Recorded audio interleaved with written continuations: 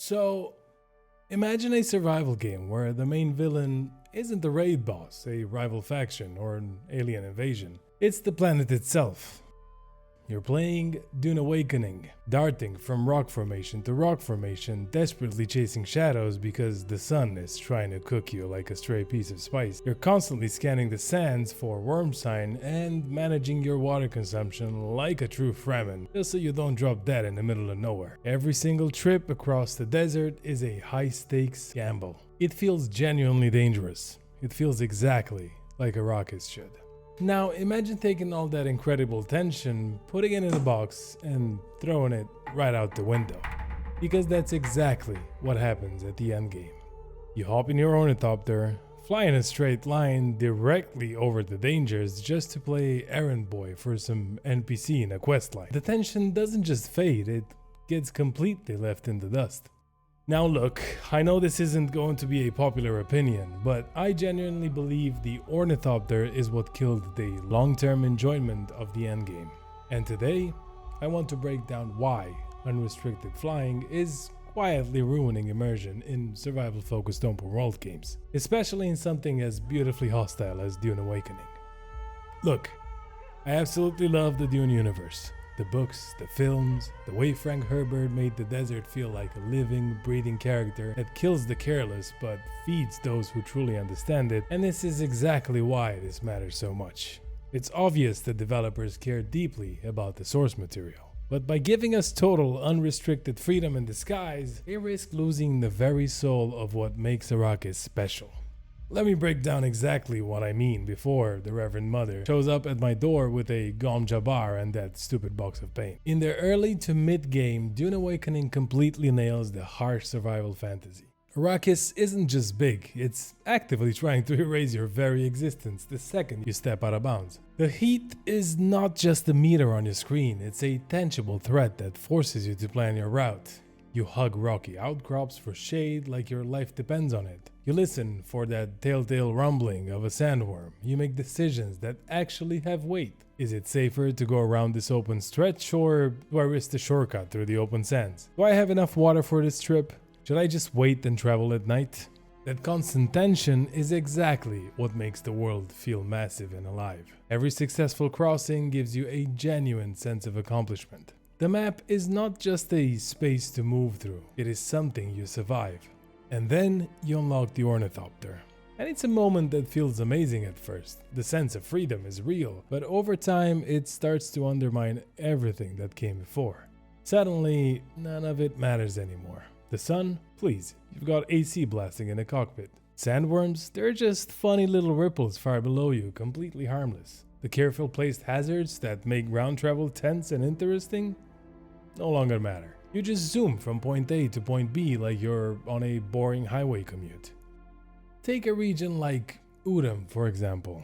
It's the first truly green area you encounter after endless miles of golden and reddish sands. Coming across this lush pocket of life feels almost miraculous, especially with all the incredible ecology lore tied to it. But unfortunately, the game hands you the Ornithopter right before you get there. So instead of carefully navigating the terrain and experience the genuine awe of stumbling onto an oasis on foot, most players just glide right over it to check off a map marker from above. And when you bypass the journey like that, you lose the contrast that makes the destination special. An oasis really means absolutely nothing if you weren't just dying of thirst 10 seconds ago. Without the sweat and the panic, it's just a bunch of green pixels.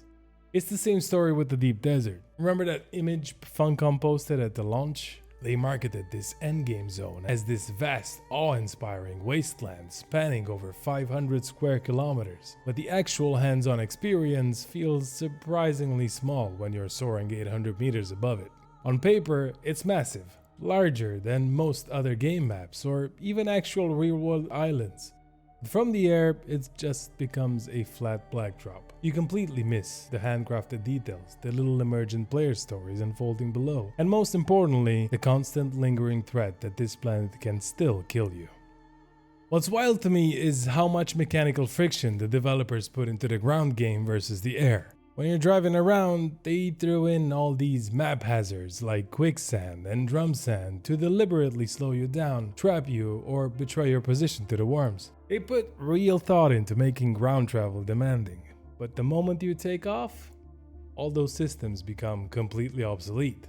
Land vehicles are forced to deal with intense environmental friction, while flight gets a total free pass to ignore the rules of the planet. Shai Hulud deserves more respect than that. I remember one trip where we decided to do a full grounded run through the deep desert. We took a buggy out, mined along the way, and spent hours rock hopping between formations just to avoid triggering the worm. It took time. We had to plan every single crossing, manage our water, and make constant risk assessments just to crawl into the upper sectors. And honestly, it was the most fun I've had in this game for ages. The deep desert actually felt massive, and every single ridge we crested felt like a victory. Now you might say, if you don't like flying, just don't use the Thopter. But let's be real, that completely ignores the psychology of how we play survival MMOs. If a game designs a path that is a million times more efficient, completely safe, and guarantees zero downsides, choosing not to use it isn't embracing the sandbox, it's just actively handicapping yourself. The game fundamentally nudges you to stay in the sky, and that's exactly where the design loop trips over its feet.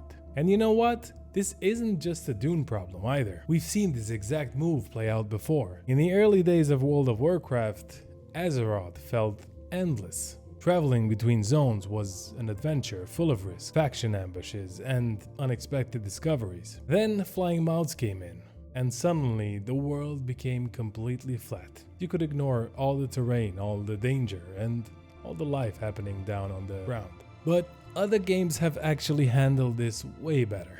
And I really think Funcom needs to take some notes here. I'm gonna bring up Arrakis again, mostly because I played it for ages, but also because it treated flight as a mechanic and not a privilege. In that game, flight had real limitations. You couldn't just hover forever like a helicopter. It was a glide mechanic, meaning you were always descending. On top of that, there was actual risk. Other players could shoot you out of the sky with just one hit for some massive fall damage. And if you tried flying over dangerous waters, turbulence would literally flip your glider and force you down to the sea level. The environment constantly pushed back against you, which kept the tension alive while still keeping the flight mechanics super fun to use. But in Dune Awakening, once weaponized Thopters became widespread, the endgame turned into something else entirely. It's no longer a survival on Arrakis, it's just sci-fi dogfighting in the sky while farming spice. Buggies, sand bikes, and other ground vehicles became completely pointless. And good luck trying to roleplay a rugged desert nomad crawling through the sand when a max tier scout ornithopter can just hover perfectly out of reach and rain rockets on your head. In PvP zones, the lack of flight limits completely ruins the combat balance. Ground tactics don't even matter because whoever controls the sky wins the fight. Which is pretty ironic considering Dune's most famous concept is desert power. I'm sure Duke Leto wasn't talking about flying over it. At its core, open world survival games are about interacting with the world, not bypassing it. When you fly over everything, you lose the random encounters, the small discoveries, and the feeling that the place is dangerous and alive. Now, don't get me wrong, I'm not asking the devs to delete flying from the game. Unlocking your first Ornithopter should feel like a massive milestone. But if we want to keep that harsh survival fantasy alive, there have to be actual trade-offs. Think about it. What if flying too high meant dealing with intense wind shears? The kind that drains your engine power or throws your vehicle completely off course unless you hug the ground. You'd have to actively pilot the thing, weaving through canyons, using rock formations to block the wind, and relying on ground radar instead of just pointing your camera and holding W. Suddenly, managing your fuel efficiency or mastering speed boosts becomes a real skill. They could also drop massive localized sandstorms out in the deep desert that force you to ground your vehicle immediately, throwing you right back into the thick of ground survival for a few hours. Or what about Imperial decrees with restricted airspace? If you fly into the wrong zone, you have automated defense systems or enemy AI actively trying to hunt you down because you're breaking their law. It would add so much more tension. Also, Thopters should be an easy target for ground fire, player ambushes, or automated anti-air batteries. The point is, the Ornithopter should feel like an amazing high tier tool, not a skip button that fast travels you past the entire map. If Funcom can strike that balance, they can keep that awesome sense of progression without sacrificing the magic that makes the early game of Dune Awakening so damn good.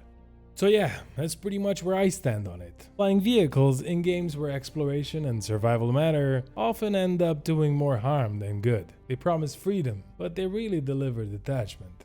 What do you think? Have you felt the same drop-off once Thopters took over the endgame? Drop your thoughts in the comments, I read them all. If you want to connect with other players, I highly recommend joining our Discord server. We have built an excellent community focused on survival games, and many of us are also playing Dune. On top of that, I am planning a major giveaway soon because I have quite a few extra game and DLC keys to distribute. Thank you for watching. And if you enjoyed this rant, hit that like button on your way out and subscribe for more game talk. Stay safe out there on the sand, and remember, the spice must flow. But let's keep our boots on the ground, shall we?